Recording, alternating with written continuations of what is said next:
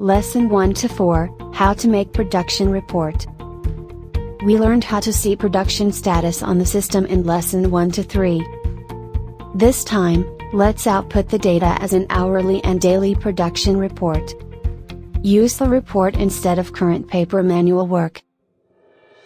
So, let's explore how to see on the system. Open the production board, following Lesson 1 to 3. Click on Creating Report, then the data will be output in Excel format.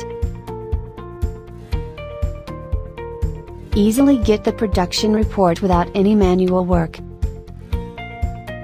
Past data also can be output. Show the data on a specified date, following Lesson 1 to 3, and click on Creating Report as well.